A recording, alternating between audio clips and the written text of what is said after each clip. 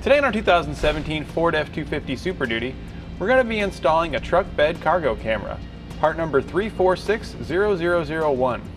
This camera is going to give you an alternate view when backing up behind you. So if you've got a trailer behind you, the one that's currently installed is pointed down at your hitch and will likely be blocked by your trailer.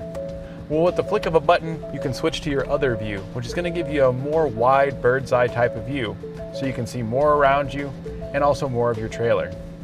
Now there is a switch that comes included with your kit, however we decided to opt ours to install into one of the factory auxiliary switches. So on our Super Duty here, this is where your factory camera is going to be located. And our camera, as you can see, is underneath of our third brake lamp there. The camera housing is an entire bezel that's going to mount behind your factory third brake lamp. And it provides you with a nice nuzzled and factory looking camera just below it. Now, if you're comparing this to other types of factory-mounted backup cameras, what really stands out about this one is the way that it taps into your factory wiring. So that way it's very clean and factory feel once you're done. And those other ones, even the wireless ones, don't seem to operate as well. This one, being hardwired in, is going to be reliable every time. And one of the main features that this could be used for is hooking up to a fifth wheel or gooseneck. You have to lower your tailgate typically when backing up to one of those. And when you do that, that camera that's back there in the tailgate's aiming straight at the ground. And with the flick of a button, you can now see in your bed and make a nice, quick, easy connection with no worries of having any contact with your trailer. We'll begin by removing our center high-mounted stop lamp.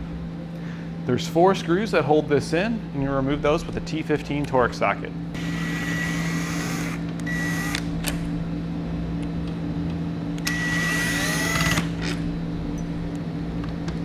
You can now pull your assembly off.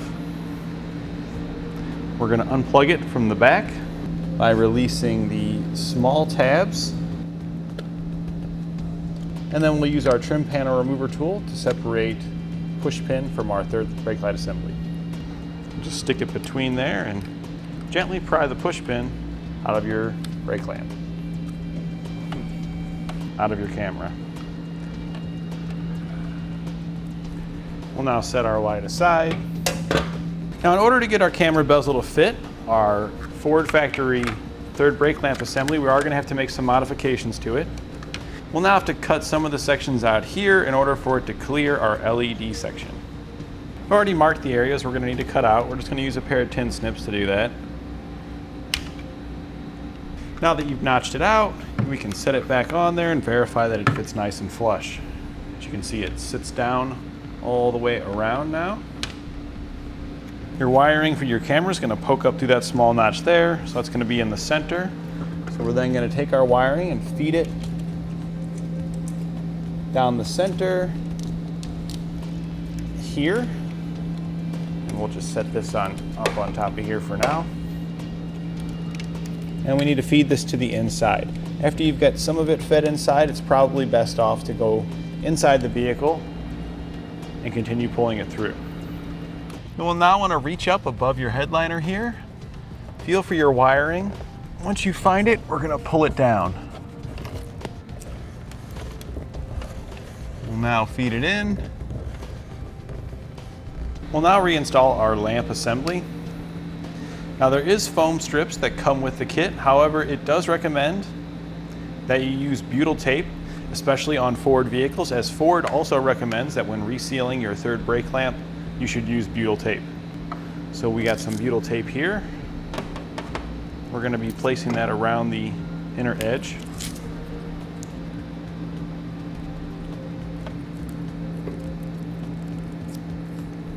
Once you've got the outer perimeter covered in your butyl tape, you can reinstall your third brake lamp assembly. Make sure that you plug your connector back in. And you don't want to press too hard when doing this, because you don't want the butyl tape to stick just yet. Now you will need to get some larger screws to reinstall your assembly here. You'll need roughly a 2-inch length screw in order for it to go through your factory light assembly and the new camera extension that goes behind it. You can pick these up at your local hardware store.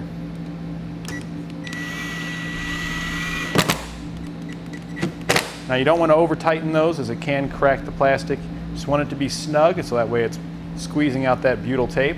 We'll then go back and clean all this up with a little razor knife just to make it look nicer. Now we're going to take the wiring that we have here and we're going to work it along the headliner all the way up to the front of the vehicle.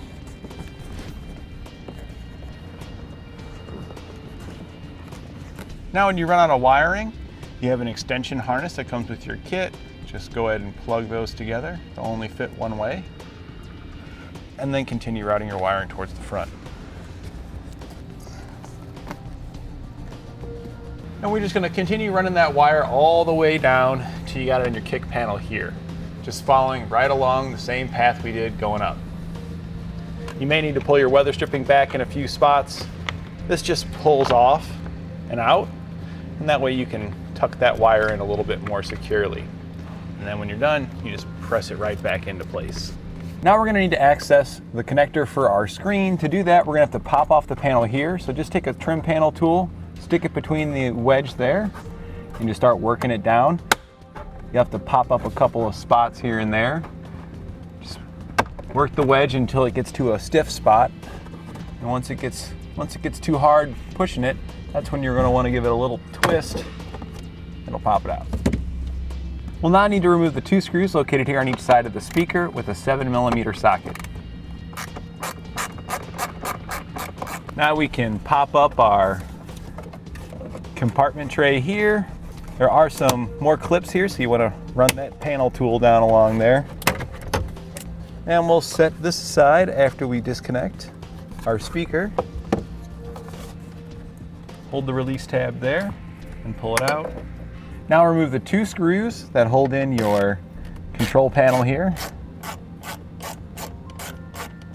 The tray that we just removed will give us access to our screen, so we'll disconnect the connector here on the back of our screen. You'll need to take the gray arm here, and this is going to fold towards the passenger side. Up on top, if you feel between the gray cross shaft here and the open area here, there's going to be a little tab.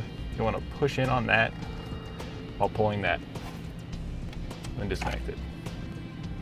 We're now going to need a fish wire to run some wiring from this compartment here down to our driver's side kick panel over here, as we're going to need power and ground to go to our camera assembly.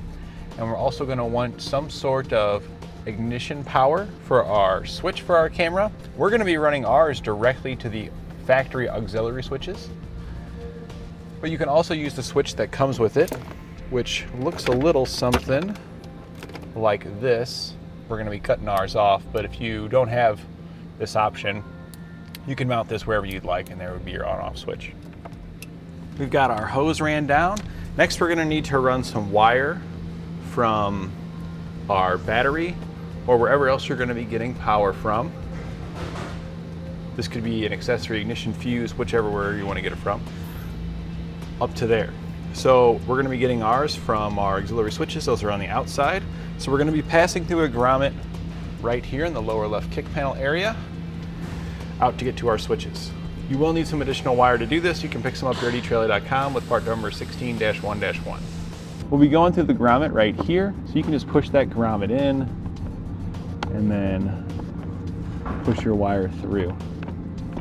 We're using a pull wire just like we did there, just because it's easier to get wires to go through difficult to reach areas.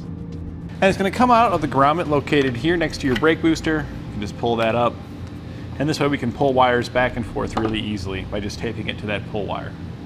We'll then tape our extra wire to our pull wire, and pull it, and here's your wire. Go ahead and cut it off and make your connection to wherever your power source is. Ours is going to be to the factory auxiliary switch points, which are located right here. We're connecting ours to auxiliary switch 1 in there, which is going to be the brown and green wire here. So we're going to cut off the end here, strip back the wire that we ran in, as well as our auxiliary wire here. Then we'll crimp them together using a yellow heat shrink butt connector. We're using a heat shrink since it does live outside the vehicle. This way it'll help prevent moisture and corrosion from entering it. You can pick up some of these butt connectors here at trailer.com. We'll then use our heat gun to shrink down our butt connector. Now we'll need to route our wiring over towards the pull wire that we ran from our audio system down. So we're going to need both the power wire we just connected and the camera wire that we previously ran along our headliner. So we just tucked our wires along the carpet there to get them over to the center here. We'll now take these same wires. We're going to use the pull wire here to get them up to where our radio system is. Go ahead and pull them up. Now if you get caught, you might have to kind of go back and forth here, freeing it up from things you get caught on, since it is a pretty fat hunk of stuff you're trying to move. And once we get it pulled up, we'll want to pull up kind of that slack, because we'll store it up here underneath our tray. And we can go ahead and disconnect it from our pull wire. We'll now make our connections. So in your kit, you're going to have a small jumper harness here. We're going to plug the male yellow connector into the female yellow that we ran up. We're going to plug the female power connector to the male power connector. The other ends here, we'll be hooking these to power and ground. But before we run our power and ground, we're going to hook up the rest of our harness. We've got another harness here that will plug the other end of the yellow connector into. And on this harness here, you will have a jumper harness. This is going to go in between our screen. And this is that switch. Reach down in here and find the connector we disconnected from our screen and plug that into your harness. Then plug the other end of your harness back into your screen. We'll now need to connect our power and ground.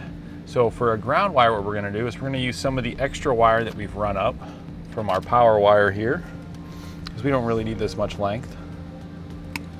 So we'll trim off some of that excess. We're going to use this excess by stripping back both ends, connecting a ring terminal to one end. Then we'll use a self-tapping screw to run it into the steel brace that runs across right here. We're then going to connect the black wire from our small jumper harness to the ground wire that we just ran and used that ring terminal. There. So if you were using the switch that comes with it, you'd connect your positive power here. Since we're not going to be using the switch that comes with it, we're actually going to cut this off here. Since we don't need our switch, since we're running ours to a factory switch, we're going to strip back the battery positive wire that we ran in. We're going to use a yellow butt connector to crimp that onto both of the positive wires that's going to go to our system. You can pick up some blue and yellow butt connectors here at trailer.com. And then we're going to strip back the end of that wire that we just cut off from our switch and connect that to the other end of our battery positive here. Then we'll put those wires in the connector there, crimp those down, and we're ready to test our system out. Now we've got our vehicle on, we've got our entertainment system pulled up here. If we pull it back into reverse, you can see our factory camera there. We'll flick the switch, and there is our newly mounted camera where our third brake light is. And you can just switch back and forth, so you can choose the best view that works for you. Now we can take our excess wire and clean everything up. So we're just gonna coil all these up and zip tie them together. Bundle all these together, zip tie it down.